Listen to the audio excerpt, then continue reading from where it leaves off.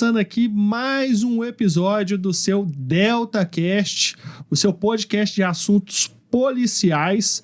Hoje estou eu aqui, Gabriel Fonseca, delegado em Minas Gerais, com o meu co-host, Daniel Buchmiller, também delegado em Minas Gerais, e a gente está com um episódio especial hoje. A gente está naquela... Já vindo aí em vários episódios aí falando de unidades especializadas, e hoje eu e Daniel a gente resolveu falar de uma unidade que nós dois já trabalhamos em épocas diferentes. O Daniel até mais delegacias do que eu dentro desse mesmo departamento, que é o departamento de fraudes. Hoje a gente vai conversar sobre fraudes. Antigamente ele chamava só departamento de fraudes, hoje ele tem o nome de Departamento Estadual de Combate à Corrupção e às Fraudes. Então ele agregou o combate à corrupção, e é sobre isso que nós vamos falar aqui hoje. Nós vamos falar como é que funciona esse departamento e contar casos que a gente teve ali, casos bacanas, né não, Daniel? Certamente, o Departamento de Fraudes é um lugar que eu trabalhei muito feliz lá e voltaria a trabalhar, né? E uma questão interessante, né, Gabriel? A gente vai abrir vários episódios sobre as especializadas. Com relação ao Departamento de Fraudes... Somos nós, né? Porque a gente traz os convidados, né? O Barleta, que tá no Depatri, o Marquinho da Core, vamos chamar da Homicídios, do DEUESP, Delegacia de Mulheres, mas Departamento de Fraudes, a gente teve o prazer de trabalhar lá em épocas diferentes. Cheguei lá em 2017, a convite do amigo já falecido, o Dr. Rodrigo Bossi, um camarada sensacional, guitarrista também, então a gente ficou muito amigo lá naquela época.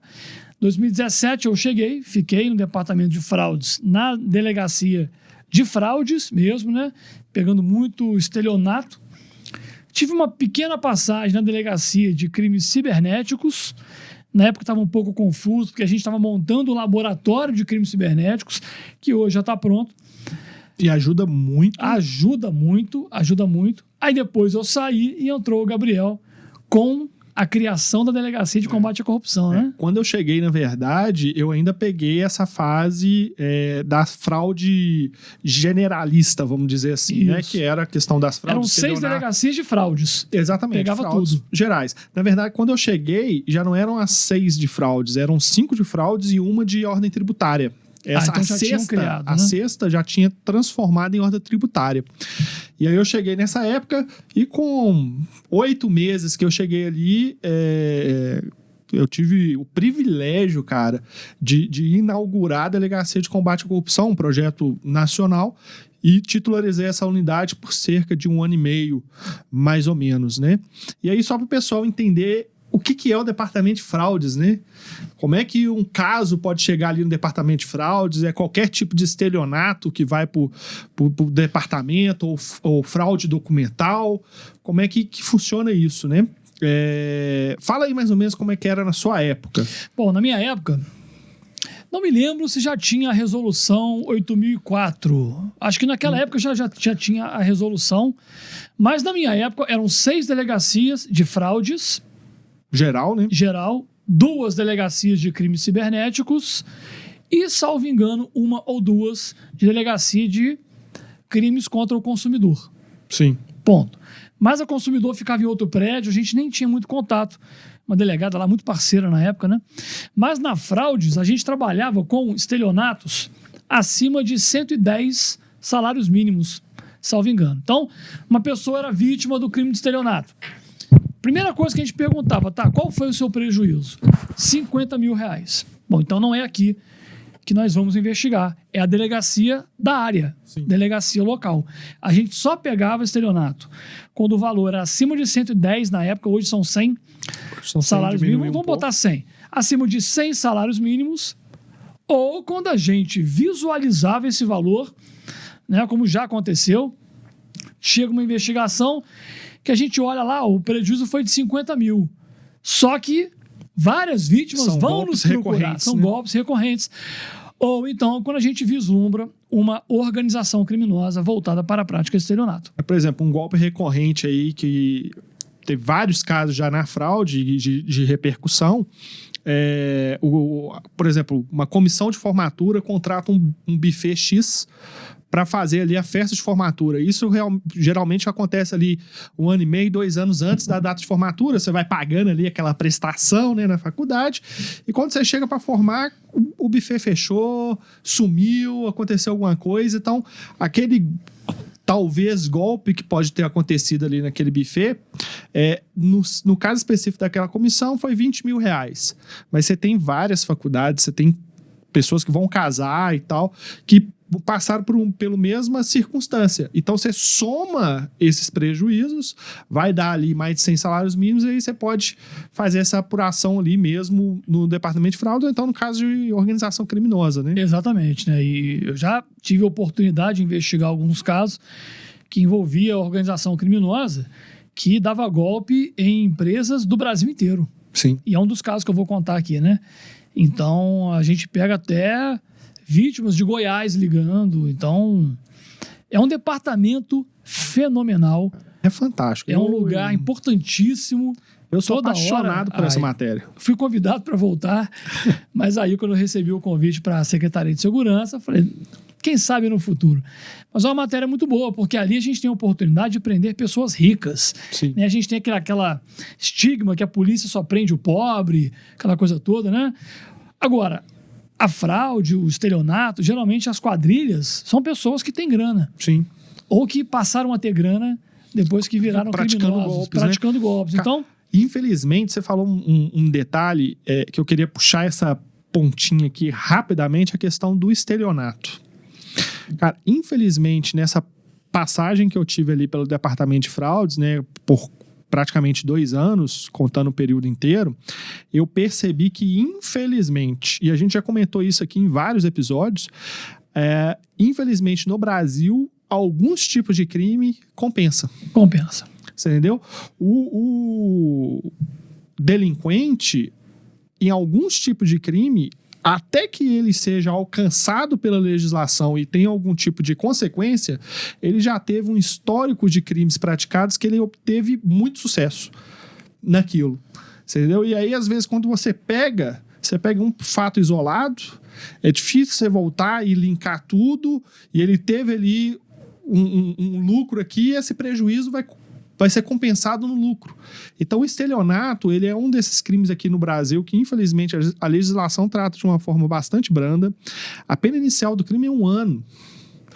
Deu uma melhorada agora com a fraude eletrônica, né? Que a pena é de 4 a 8. Sim, sim. Mas aí, se a gente for pensar no estelionato praticado por telefone, por internet... Exatamente. Então, assim, o Brasil é complicado, é um crime que é difícil a questão da prisão. É muito difícil. Você entendeu? Então, lá eu só conseguia uma prisão quando eu tinha estelionato, organização criminosa e lavagem de dinheiro.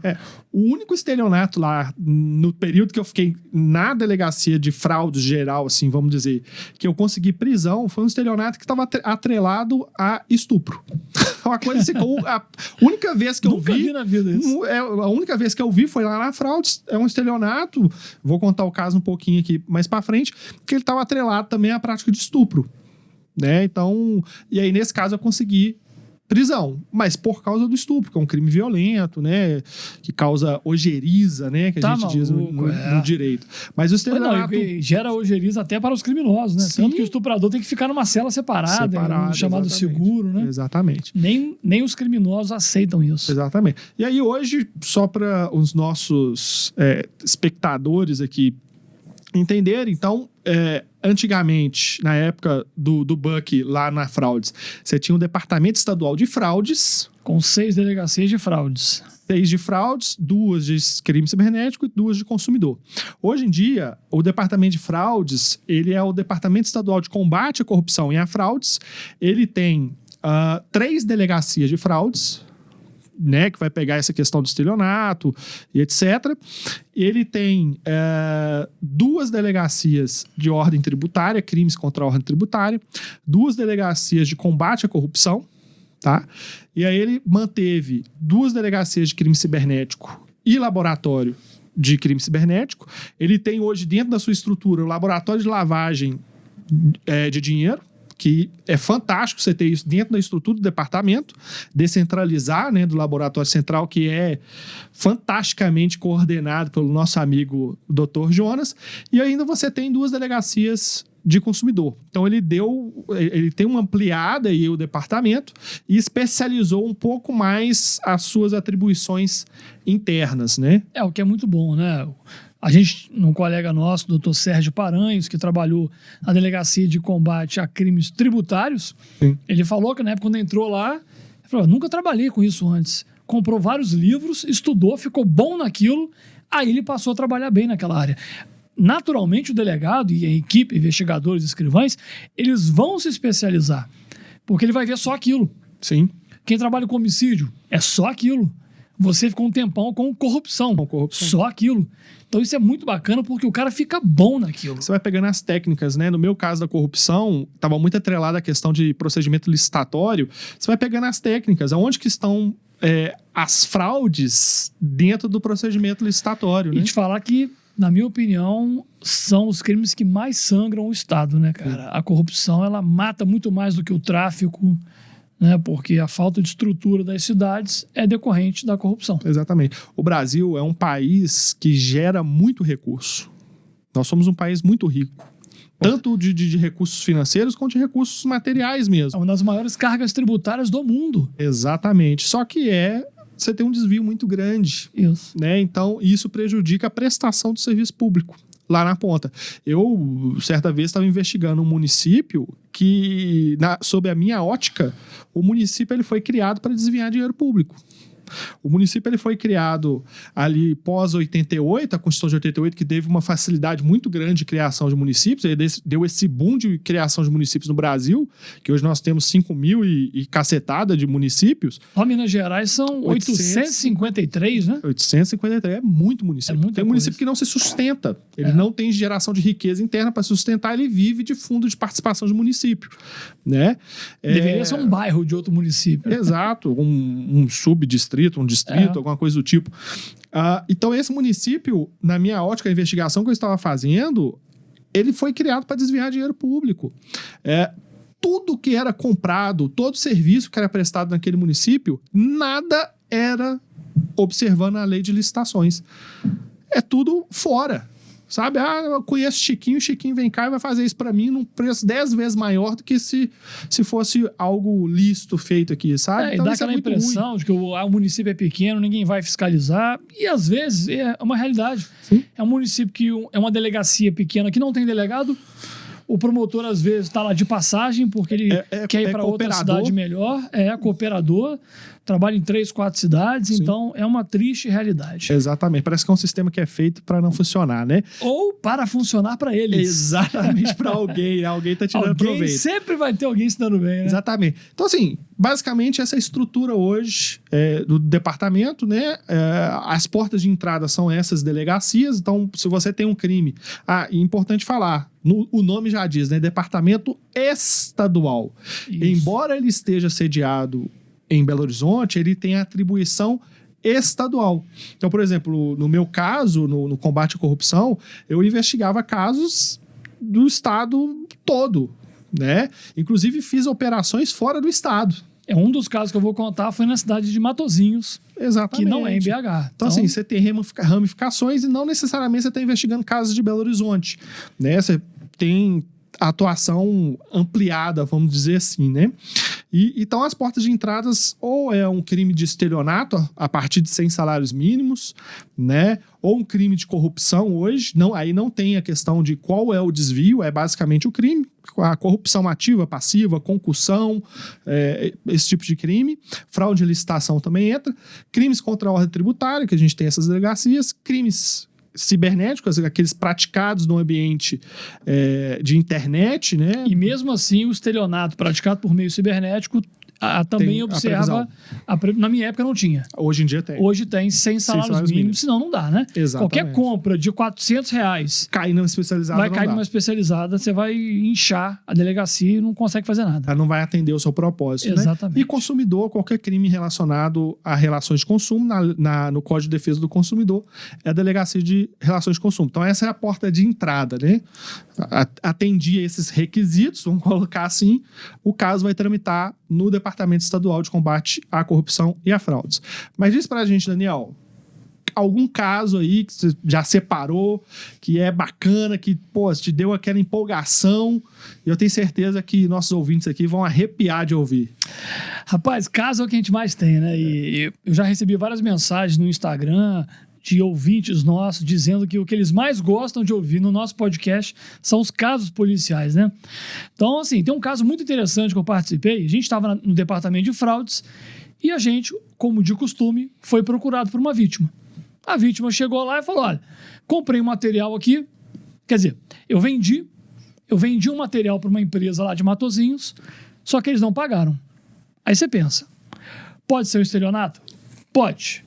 Ou pode ser simplesmente um desacordo comercial. Sim. A diferença entre um desacordo comercial, que aí vai para a esfera civil, e um estelionato, às vezes é muito difícil de visualizar. É muito então, tênue. por isso tem que investigar. Basicamente é a intenção, né? Exato. Se o cara já tinha o dolo de fraudar, de Exato. não pagar, aí beleza. Aí mandei uma equipe no local para averiguar a situação e viram que tinha uma empresa lá, acho que até faliu já a empresa. Podemos falar, o processo é público, né? A empresa se chamava Maxinet na época. Aí essa empresa fornecia internet lá para Pedro Leopoldo, para Matosinhos.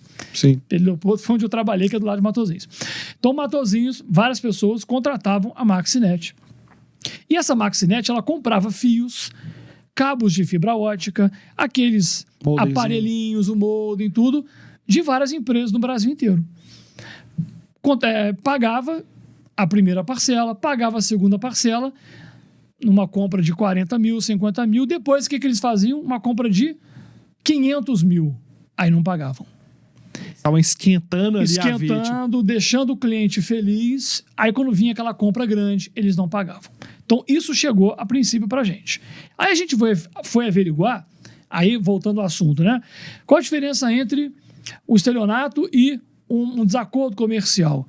Quando você percebe que o cidadão não paga, porém já há um dolo de não pagar, ou seja, ele engana a vítima para que a vítima entregue o bem para ele e ele não paga. O que a gente percebeu? Essa empresa, Maxinet, ela efetuou essas compras utilizando-se de uma outra empresa. O produto chegava para a Maxinet, porém, ela faturava a compra em nome de outra empresa. Aí a gente foi ver, mas que empresa é essa? Era uma empresa que o local dela, a sede, era uma loja de sapatos em João Molevade. Então, ali a gente visualizou. Bom, é um estelionato. É um estelionato. E a gente continuou investigando, e a gente começou a ver que várias outras vítimas começaram a procurar. Então, o que essa empresa basicamente fazia? Comprava produtos, não pagava os fornecedores e prestava um serviço para a população, basicamente a custo zero. Ou seja, né? Tanto é que no dia da prisão, foi bem interessante, no dia da operação, a gente foi tomar um cafezinho no boteco, e boteco é bom pra você conhecer a cidade, né? É.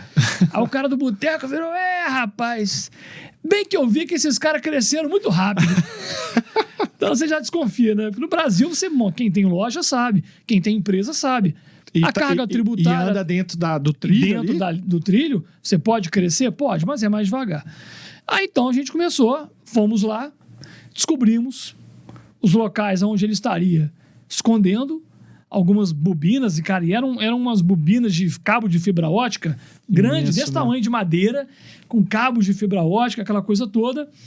Fomos ouvir, intimamos alguns autores ali para serem ouvidos. Resumindo, a gente percebeu que se tratava de uma organização criminosa porque haviam 4 pessoas, pelo menos, com divisão de tarefas. E é um dos requisitos da Lei 2.850. Um era o cara, que era o dono. A esposa fazia parte contábil.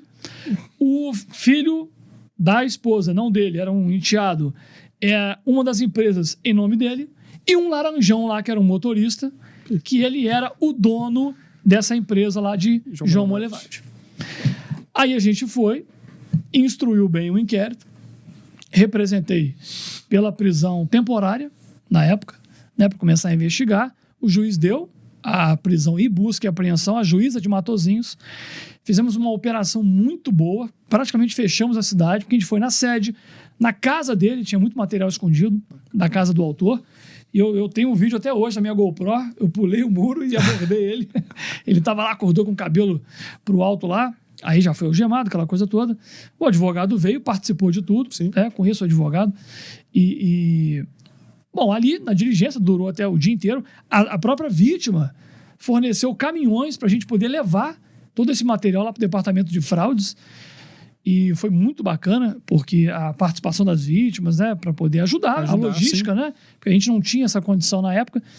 E a gente apurou mais ou menos que eles deram um calote, né, praticaram o crime de estelionato, e geraram um prejuízo na faixa de uns 5 milhões de reais. Caraca. Porque ligou empresa de Goiás, de Porto Alegre, São Paulo, teve São Paulo, acho que Brasília, Minas, e não sei, ou seja, muita gente começou a nos procurar. A gente catalogou cada caixinha que a gente achou lá, separamos num lugar e as vítimas vinham, a gente olhava nota fiscal, batia tudo certinho, pronto. Fazia um auto de depósito, princípio, né, para as vítimas, e né, ficou bom porque a gente conseguiu ressarcir o prejuízo de muitas vítimas, e ali a gente visualizou. Eles compraram um galpão, compraram terrenos, colocaram em nome de pessoas específicas, lavagem de dinheiro, organização criminosa e o crime de estelionato. Né? O advogado a todo momento falando que era um desacordo comercial, o papel dele, normal. Tá certo, defesa. Só para deixar claro, a gente sempre fala isso, né, Gabriel? O advogado não é o inimigo da investigação. De forma alguma. Se ele se equipara a um criminoso, aí é outro papo. Exatamente. Agora, ele tem que saber diferenciar o papel dele, né? Sim. E interessante que a gente foi fazer a oitiva, né? E a gente, como é que a gente, um dos meios para a gente descobrir como que aquele cidadão é um laranja? Como que ele é um laranja? O cara é dono de uma empresa. Você vai abrir uma empresa, você tem que ter conhecimento mínimo do que é uma empresa. Sim. Aí esse camarada, que era o dono da empresa lá de João Molevades, fui fazer a oitiva dele. Bom, qual que era o capital social da empresa? Aí ele, O quê? O que é isso? Aí eu colocava. Tá? Que perguntado, tal, respondeu, Abre aspas. Aí eu falei, o que é capital social? Ele, não sei. Pois é, o cara era um pobre coitado. Eu até confesso que eu fiquei com pena dele. Fiquei com pena, porque aí o advogado, mas vocês exageraram. Eu falei, não. Ele tem que reclamar com o autor principal. Exatamente. Porque foi esse cara que botou na conta dele. Exatamente. Eu sou policial, amigo, eu não posso dividir. Ele praticou um crime. Princípio da obrigatoriedade. Eu tô aqui para aplicar a lei. É claro. Então, ele é que vai lá dar uns tapas na cara do outro lá o dia que ele tiver oportunidade. Mas, então, é interessante a gente ver, né, que o cabeça, ele usa laranjas, né? Até ele falando, não tinha nada disso. Então por que você não botou no seu nome a empresa? Exato. Então por que o endereço estava lá em João Molevade na loja de sapatos? Porque ele comprou só o CNPJ da empresa. A loja continuou lá. Nem sei se era irregular. E depois a gente descobriu. Essa empresa de João Molevade foi a terceira que ele usou. Ele usou uma, comprava pela empresa principal, Maxinet, faturava em nome de uma laranja, estourava aquela laranja, os clientes iam embora, ele passava para outra. Queimava aquela empresa, passava para outra. Essa de João Molevade era a terceira. Caraca. Então ele já estava nisso há muito tempo. Já estava, a empresa era grande. Era como um prédio, 2, 3 andares. É isso que eu falei no início. Imagina o lucro que ele teve. Teve. E a gente, assim, acabou com ele, falimos. Depois eu fiquei sabendo que ele montou uma pizzaria. Deve estar dando calote em extrato de tomate.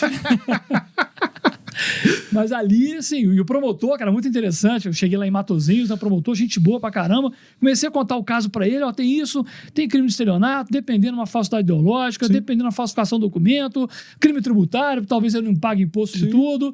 Aí o promotor, bicho, tem crime pra caralho, hein? E ele ficou muito amarradão. É legal, o promotor adora. Um trabalho bom da polícia. Sim, nossa. Ele fica doido, claro. Um promotor honesto, que gosta de trabalhar, né? Como o Flávio, que a gente já trouxe aqui. Sim. Por isso que eu fiquei muito amigo dele em Pedro Leopoldo. Porque eu gostava muito de trabalhar, ainda gosto. Mas a gente fez uma parceria boa. Então, ali, essa investigação, prendemos todo mundo. Depois, né, estelionato não segura muito, como você falou. Infelizmente. Mas a gente focou no patrimônio e apreendemos 3 veículos. Show. Colocamos impedimento também no terreno que ele comprou.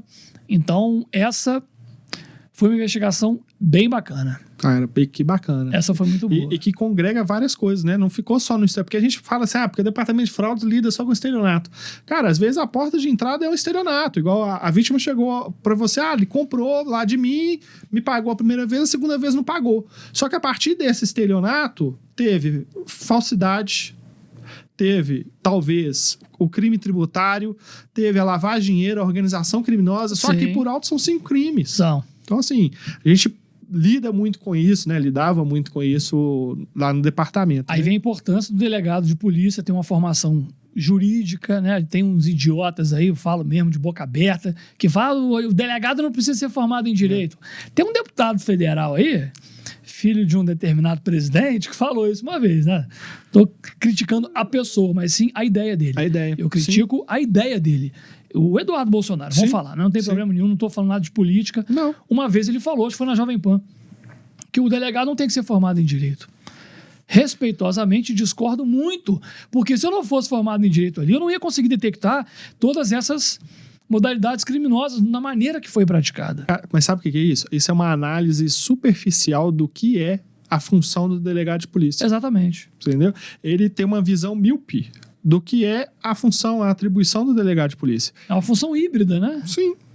É policial e jurídica.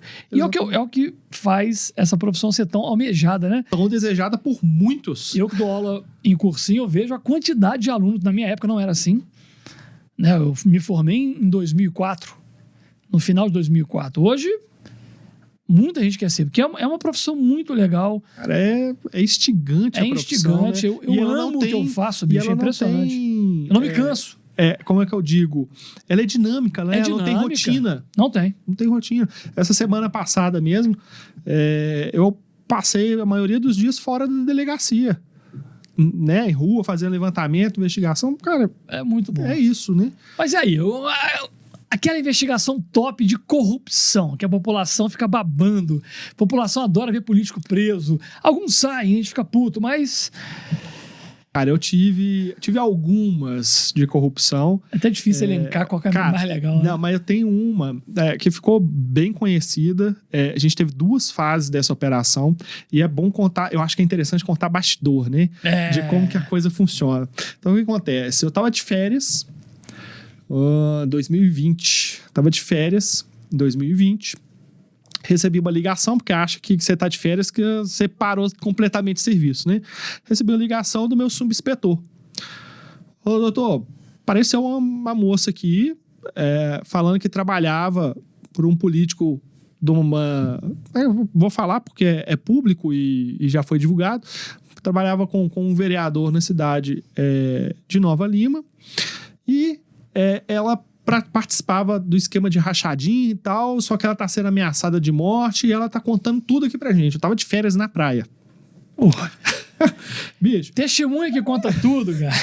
É uma alegria. Aí eu virei assim, faz o seguinte, eu vou ligar pro chefe de divisão, né, pra ele acompanhar a oitiva com vocês, com o escrivão, vou conversar tudo aqui, faz a oitiva dela, assim que eu chegar aí, eu vou resolver a situação.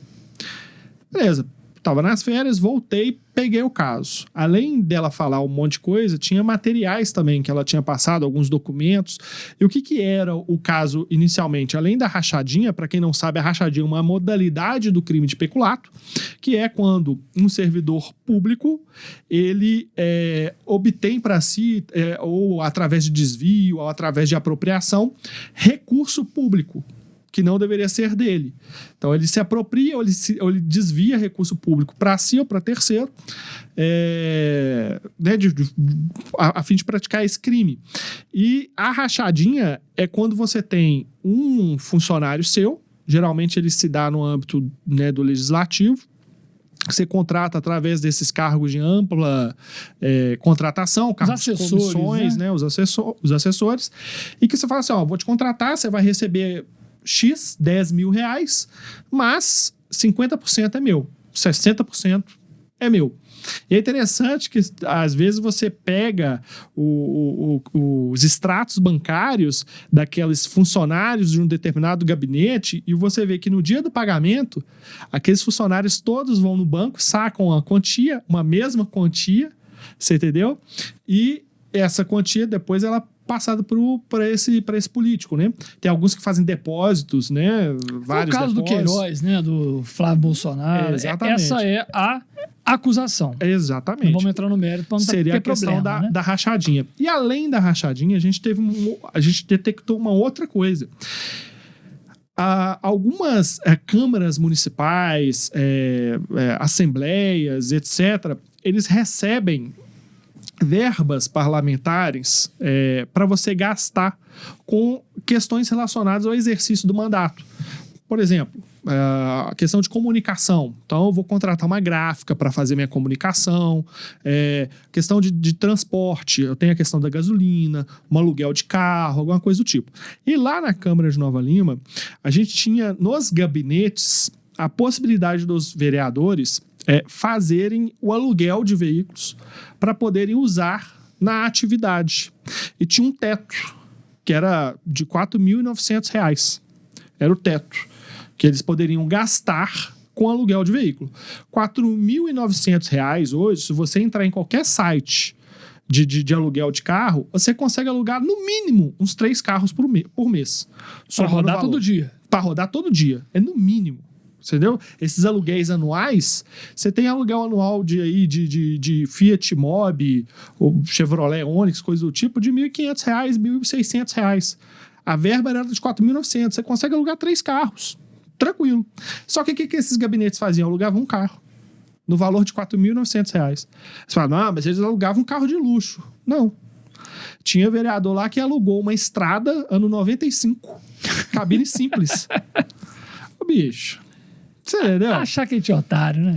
E aí eu fui levantando isso, fui vendo o motorista, nesse caso específico dessa estrada, cabine simples, ano 95, não sei nem se tinha estrada nessa época, mas era bem antiga a estrada. Isso é uma Saveiro. Não, era muito antiga a estrada mesmo. O motorista era o jardineiro do vereador, do carro.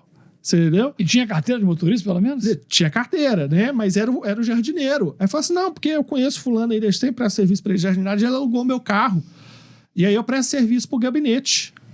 Eu falei, tá. E como é que você faz para transportar as pessoas do gabinete? Porque cabine simples, né? Eles não vão na carroceria do carro, né?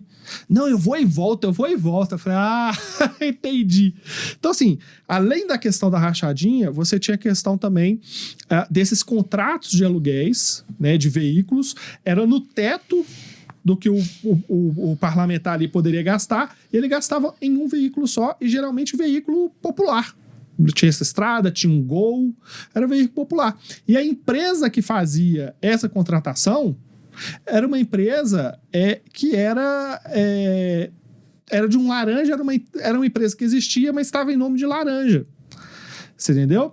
E aí até os carros, olha um outro detalhe da investigação que foi foda, que teve um vereador que alugou um Civic, eu acho, rodado, ano 2010, essa investigação de 2020, então já tinha 10 anos de uso, no valor de R$ 4.900. Só que esse Civic, ele foi vendido para uma pessoa do Paraná. No período que foi informado que estava em aluguel para o vereador, ele já tinha sido vendido para o Paraná. E estava rodando lá. E estava rodando em Nova Lima. Mas não estava rodando em Nova Lima, porque eu ouvi o proprietário que comprou esse carro no Paraná. Você entendeu? Eu consegui ouvir ele. Ele falou, não, o carro tá comigo desde sempre. Esse período inteiro. Ou seja, fez um aluguel fantasma de veículo. Sabe? Gastando R$ 4.900, a proprietária da empresa emitindo nota que estava recebendo o valor, mas tudo fictício. Não existia nada daquilo. Então, em 2020, no final, isso foi em outubro de 2000, foi em setembro de 2020. A gente teve eleição, né? Em 2020, no finalzinho municipal, né? municipal. E para vereador também. Então, como eu recebi em setembro e as eleições eram em outubro, eu falei assim, eu não quero influenciar na eleição. Eu vou segurar um pouco a minha operação, porque eu tinha 6 vereadores de 9 envolvidos nesses esquemas de corrupção. Só não vou influenciar com isso. Vou esperar passar a eleição. Esperei passar a eleição, protocolei um pedido de cautelares. E eles ganharam de novo a eleição? Alguns foram reeleitos. Se não me falha a memória, 4. 3 ou 4 foram reeleitos. Esperei passar a eleição, fiz o pedido de busca e apreensão, de cautelar, de quebra de sigilo bancário e fiscal também. E o engraçado que eu fiz o pedido em novembro, no inicinho de novembro, né? O caso andou rápido, fui despachar com o juiz, com a promotora, e eu consegui a liberação dos mandados, né, de tudo certinho, no dia 15 de dezembro. E há um detalhe, como teve a eleição municipal, os vereadores eles tinham até o dia 18 de dezembro para limpar o gabinete para a nova legislatura, que ia iniciar em 2021. E eu recebi os mandados dia 15, eu tinha 3 dias. Porque no dia 18 eles iam limpar tudo. Ia trocar computador, ia jogar fora papel, e eu ia perder eventuais provas.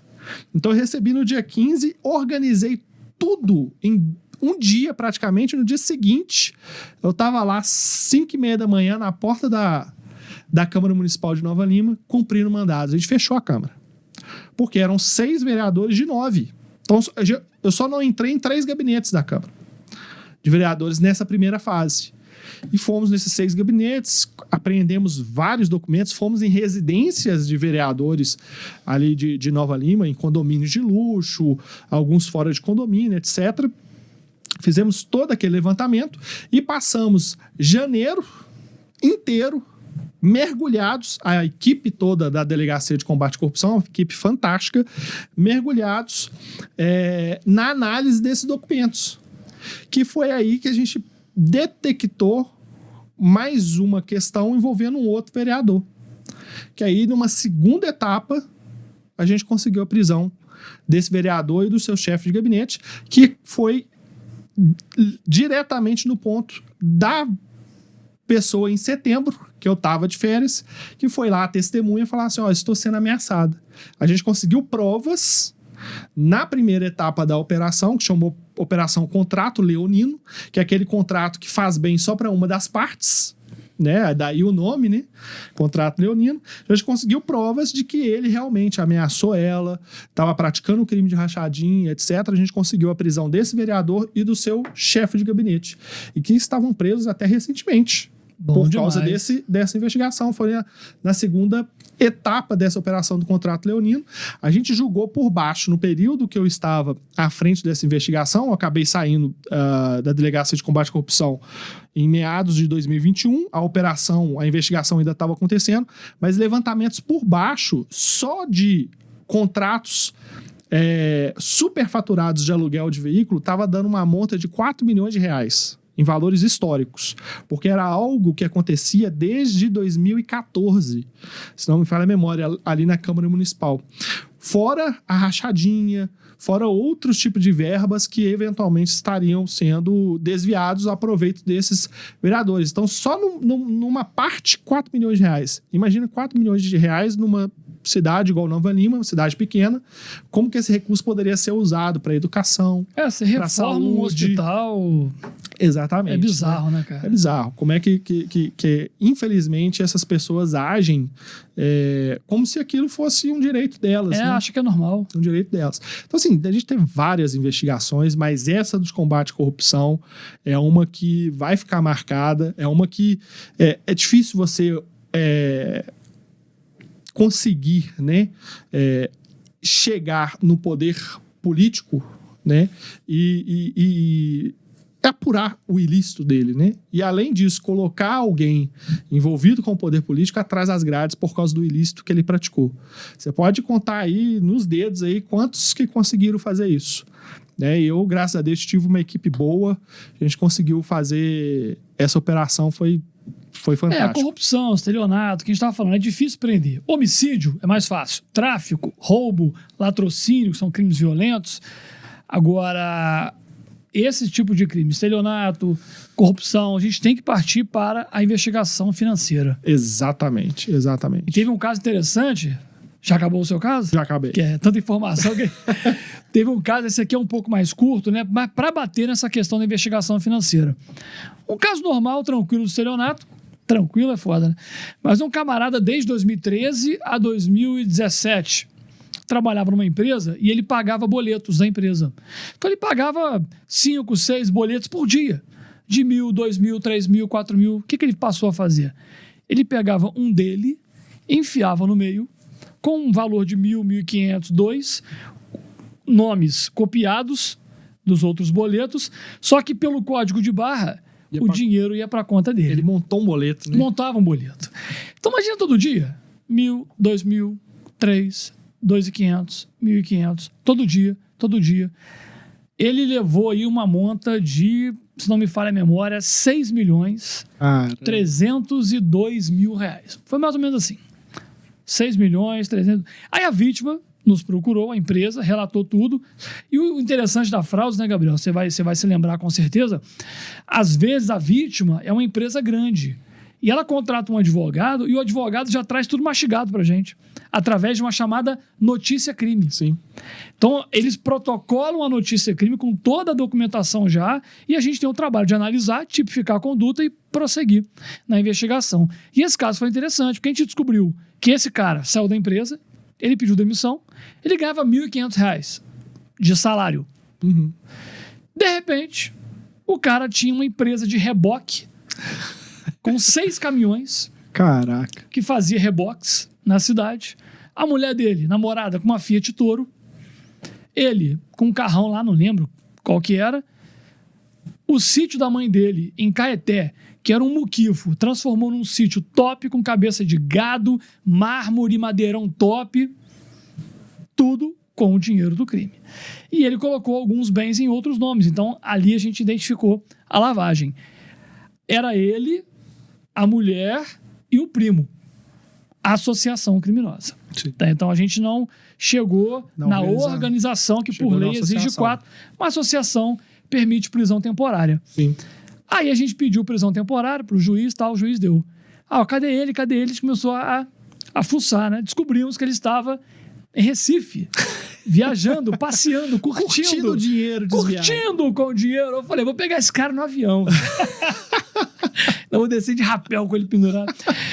Aí descobrimos, a gente oficiou as empresas, ele vai chegar no voo tal, dia tal, certinho. A gente foi na Polícia Federal, no aeroporto de Confins. Aí eu fiquei puto, porque eu queria pegar ele dentro do avião, mas não podia. Tinha que esperar desmarcar. Só a Polícia Federal que pode entrar, né, por lei. Aí o policial federal, não, a gente vai lá e pega ele e traz aqui. Falei, tá bom. Chegou lá, normal, um voo. Quem é fulano de tal? Tá, então sai todo mundo, menos você e você. Depois ele me contou que nessa hora ele ligou pro advogado. O advogado falou, você vai ser preso. Falei, pô, esse advogado é bom, hein? Já fez a leitura do ambiente. Aí ele foi preso, ele com a namorada, foram presos. Na delegacia, ela tinha uma pequena participação, né? Mas nem tanto. Mas tinha. Participou, levou, né? Sim. Negócio que, né? Sentou na mesa, sorriu, a conta repartiu. Exato. É mais ou menos isso. Aí a gente foi, com ordem judicial, eu pedi a apreensão de todos os bens. A Fiat Toro, da mulher, tinha uma Saveiro vagabunda lá, e 6 caminhões. A gente pegou a placa, tudo certinho, da empresa. E o sítio. Colocamos impedimento no sítio. Ele falou, mas é da minha mãe. Eu falei, depois você conta para ela. Exatamente. A notícia é triste. E conseguimos apreender tudo. Deixamos ele pobre. Zerado. Eu falei, mas cadê o restante? A gente recuperou uns 3 milhões e pouco. O sítio já valia mais de 1 milhão fácil, gado, cavalo. Eu falei, mas o restante? Eu falei, o restante eu gastei. E deve ter gastado, porque no computador dele eu achei um vídeo dele andando de jet ski, filmando com o celular assim, tem vida mais barata, mas não presta não. Rapaz, vagabundo adora falar isso, né? Tem vida mais barata, mas não presta. Claro que eu juntei isso no processo para o juiz ver. Aí a gente foi pegando, apreendemos os caminhões e tal. Aí o 6º caminhão estava perdido, eu liguei para ele e falei, você vai trazer ele aqui agora, senão eu vou aí buscar. Puto, ele levou, arrancou até o banco do carona pra vender no ferro velho. Mas perdeu tudo. Sim. E de quebra, uma investigadora descobriu no celular que ele estava traindo a namorada. Caramba. E mostrou pra ela. E perdeu até a mulher. A mulher ficou puta. Falei, filha, você perdeu a Fiat Toro e o cara tá te metendo um boi ainda. Nossa. Ela ficou puta, começou a gritar com ele, saiu fora. Ou seja, literalmente perdeu tudo. Talvez só não perdeu a mãe, coitada. Foi usada, né, por ele. Ou não sei, né? A investigação não chegou nesse ponto. Mas você vê como que a investigação financeira é muito mais importante. Ele foi preso, foi legal, uma prisão no aeroporto, que bacana. Mas e aí? Logo depois foi pra rua. Exatamente. A gente ia ficar com todos os bens. Acabamos com a empresa. Exato. O cara faliu. Exato. Acabou, fera.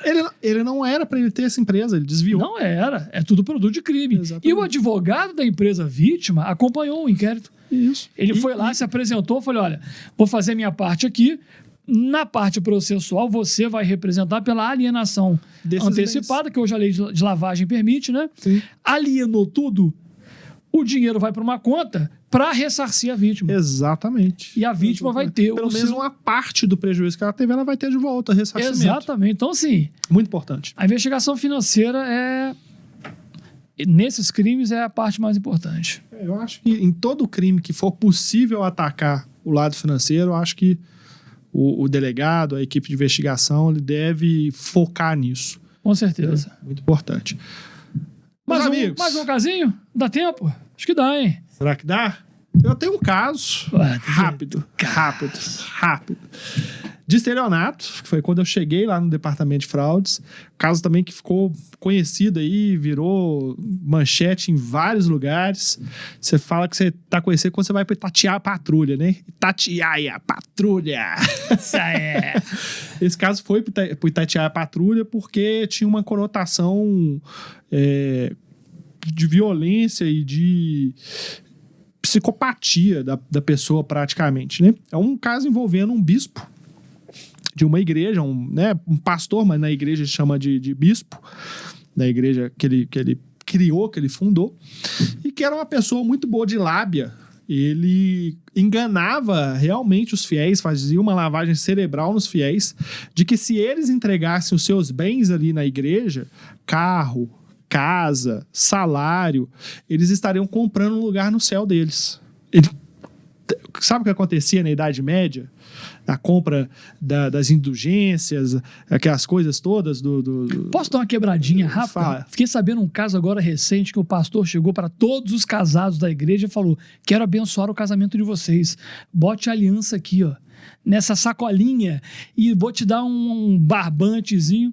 Caraca. Ficou com a aliança de todo mundo, cara. Nesse caso, o povo cai. Velho. Nesse caso tinha joias, porque ele pegava, etc. Então tinha pessoas que assinavam o documento, o DUT, né, o documento de transferência do carro, preenchia, colocava o nome da igreja ou o nome do bispo como comprador, né, e assinava lá, entregava com a chave do carro e o documento. Tinha gente que transferia casa, entregava o registro imobiliário. Então, assim, conseguiu enganar muitas pessoas. E o que ele fazia com esses bens? Viajava. Viajava pelo mundo, comprava imóveis. Tem um lugar aqui que é muito conhecido entre os mineiros, que é Caldas Novas. Sim. Né? Pousada Rio Quente. Então, ele comprou lotes do lado ali da Pousada Rio Quente, um empreendimento novo. E ele estava construindo, basicamente, um novo empreendimento ali, parecido com o Rio Quente. Né? E assim, pessoas que davam videogame, notebook, ele usava em casa para ele, como se a pessoa estivesse comprando um lugarzinho no céu e tal. O bispo falou que vai abençoar, então carros, casa, um monte de coisa. E além desse lado do estelionato que ele praticava, ele também ia para um outro lado. Como ele era o bispo dessa igreja, era o chefe, o líder espiritual maior dessa igreja, ele fazia em alguns dias da semana atendimentos espirituais para mulheres, apenas para mulheres, que era como se fosse uma sessão de descarrego, sabe? Essa mulher procurava ele e tinha a ajuda da esposa dele. Isso que é o mais impressionante. A esposa sabia e às vezes ajudava, que as mulheres iam entre aspas, confessar com a esposa do bispo, falando que estava passando por uma dificuldade, e ela encaminhava essa pessoa para o bispo fazer um atendimento espiritual, e ela sabia o que acontecia ali. Que o que acontecia ali é que ele, num transe espiritual com essa pessoa, com essa mulher, mandava a mulher despir, tirar toda a roupa, e ele falava que ia passar o óleo abençoado nela que ele trouxe de Israel, de onde Jesus foi crucificado. Que ele ia abençoar a mulher com aquele óleo, que ela ia resolver todo o lado espiritual dela. Como é que a pessoa mexe com as emoções e com a fé das pessoas assim, né? E então ele praticava ali um abuso sexual. É um João de Deus, né? Quase. Às vezes só acariciando o corpo da mulher, satisfazendo ali a sua lascívia de alguma forma. Em outras mulheres, ele escolhia, ele praticava ato sexual. E teve uma dessas mulheres que chegou a engravidar dele. E aí é uma parte meio trash desse caso. Chegou a engravidar e ele ficou sabendo que ela engravidou e ele mandou que ela abortasse. Você entendeu? E além disso, isso foi comprovado na investigação. Então quem não tem estômago nesse momento, pula os próximos 30 segundos de áudio, porque eu vou contar uma coisa aqui que é séria. Além de abortar, ele exigiu que essa mulher comesse parte do feto que foi expelido ali no aborto. E comprovado, porque tem testemunha que viu isso acontecer. Isso. Então é um caso assim, para ensinar para ela de que ela não poderia ter engravidado. Essa foi o que essa mulher falou e a testemunha também disse que essas eram as palavras que ele dizia nesse momento. Cara, é surreal. E ela comeu? A testemunha falou que sim, que uma parte ela comeu. Você entendeu? Essa mulher. Cara, surreal. Mas isso aconteceu na investigação. E aí, peguei o caso, fizemos a busca e apreensão, mandar de prisão para esse bispo e tal. Só que esse bispo, quando a gente foi cumprir, parece que cerca de 2 dias antes, ele estava meio desconfiado, porque a gente estava ouvindo muitas pessoas ligadas à igreja, isso deve ter chegado no ouvido dele, ele deu linha, viajou. Só que ele não contava de que a equipe era muito boa, né? E a gente conseguiu, como a gente estava com ele grampeado, a gente conseguiu detectar ele nos arredores de Brasília. E a gente ligou, falou, pô, esse cara tá lá no Rio Quente, que ele tem um imóvel lá, ele viajou para lá achando que ia despistar a gente. Nós entramos em contato com a equipe da Polícia Civil do Distrito Federal. Pessoal, a gente está com um caso assim, assim, assado. Será que vocês conseguem dar uma verificada pra gente? O endereço é mais ou menos esse e tal. A gente mandou foto da pessoa. Vê se você encontra pra gente. Mandamos, cara, coisa de 1h30 depois, recebi o retorno do delegado lá, ó, achamos ele tá no hotel tal e tem uma equipe minha lá de prontidão pra pegar ele. Só, olha, não precisa nem te pegar, nós estamos indo para aí. Entrei em contato aqui com a chefia de gabinete da Polícia Civil, com a coordenação aerotática, né? Acho que é o CAT. O hangar, né? O hangar da Polícia Civil. Foi disponibilizado na hora o avião, né? Uma equipe deslocou de avião até lá, 4 investigadores. Fizeram a prisão dele e da esposa lá nesse hotel, nos arredores de Brasília, você entendeu? E fizemos o recambiamento dele aqui para Belo Horizonte. Eu passei um dia inteiro de 6 horas da manhã, que foi quando startou a operação, até 3 horas da madrugada com esse caso. Porque eles foram lá, buscaram e voltaram com esse camarada. Mesmo dia? E eu ouvi ele, ouvi todos os outros presos, eu prendi 7 pessoas, nesse caso, contando com o bispo e a esposa. E eu fiquei lá fazendo o interrogatório dele. Eu levei umas 2h30 para fazer. Umas 2h30. E esse caso tem um fato curioso, que é interessante até para quem é advogado, para quem está estudando. Lá pelas tantas que eu já estava fazendo o interrogatório dele, um advogado apareceu. Falei assim, não, porque eu sou advogado dele. Mas eu perguntei para ele se tinha advogado, ele falou que não tinha. Não, porque a gente não sabe ainda se vai ser contratado ou não, e eu queria só acompanhar a oitiva dele para ver o que vai acontecer. Aí eu falei, amigão, aqui não é estádio de futebol, não. Ou você tá contratado e é o advogado dele. E ele tem que falar que você tá, não é você que vai falar. Ou não tem. Aqui não é futebol, aqui não é espetáculo, não. Ou você é advogado ou não é dele. Ah, não, porque eu não sei se eu vou ser, então você vai fazer um favor pra mim, você vai esperar lá fora. Entrega os autos Agora, prontos e decide se depois. você vai ser advogado, aí tudo bem, não tem problema nenhum. Se ele falar, concordar, né? Cara, até isso teve, você entendeu? E aí fui ouvindo ele, foram quase 10 páginas de oitiva desse bispo. E a gente conseguiu detectar ali que, cara, sombrio, mas... Psicopata. Exatamente. E aí, esse caso, a gente conseguiu também avançar na investigação financeira. A gente conseguiu bloquear bens dele, a gente conseguiu colocar impedimento no empreendimento lá em Brasília, em nome dele, conseguiu recuperar alguns carros, carro que estava no nome dele ou da esposa dele, a gente conseguiu o sequestro desses bens também, né, a apreensão, enfim. Então foi um caso, assim, muito bacana, que me marcou. Eu tava com 3, 4 meses de fraudes, é um negócio, assim... fantástica essa investigação, embora tenha esse trashzinho aí no meio aí, sabe? Né? Mas o legal é isso, até porque a vítima, né? Eu vou ser ouvido numa audiência agora, acho que em abril, uma ação civil que uma vítima moveu contra uma empresa de uma investigação que eu comecei. Eu comecei a investigação, depois o nosso colega Rodolfo Tadeu deu prosseguimento, prendeu todo mundo. Show. Meu nome estava lá, então me intimaram, né? E a pessoa entrando com ação civil. Para recuperar o prejuízo, talvez, não sei em que pé tá, mas pode ser que ela se aproveite de bens apreendidos, como é o caso. Você coloca um impedimento no imóvel que vale 1 milhão, o Estado vai desapropriar, vai para leilão, digamos que consiga 900 mil, tá lá numa conta. Exato. Aí o cara teve um prejuízo de 50 mil para ele, outra vítima 100 mil, 100 mil para ele. Exatamente. Isso é muito interessante, cara. Sim. Você dá esse retorno financeiro também para as vítimas, né? E geralmente pra além pobre, da né? questão... Nesse caso meu também.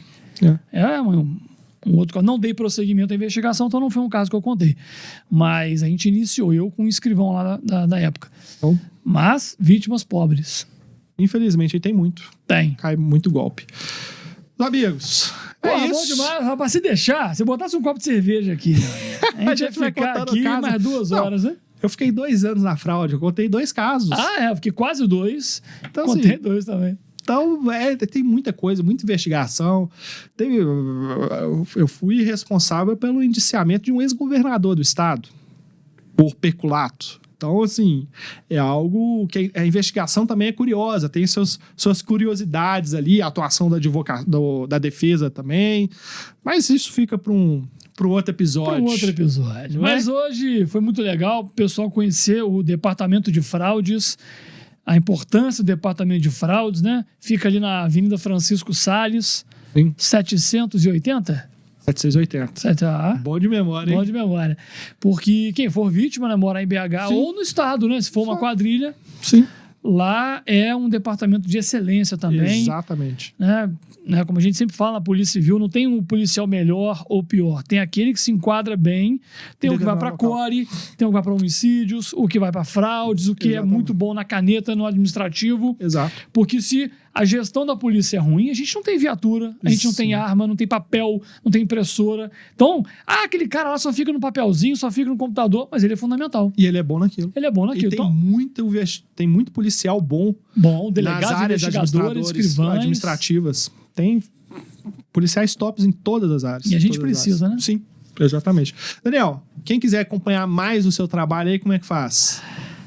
Instagram, @prof.danielbuch, é o meu perfil de professor, tenho várias dicas lá. E eu tenho um curso, né, chamado Clube Penal, onde eu tenho algumas aulas no Hotmart, tem um grupo no Telegram, onde eu mando dicas, já mandei simulados também para os alunos, perfil no Instagram somente para os assinantes.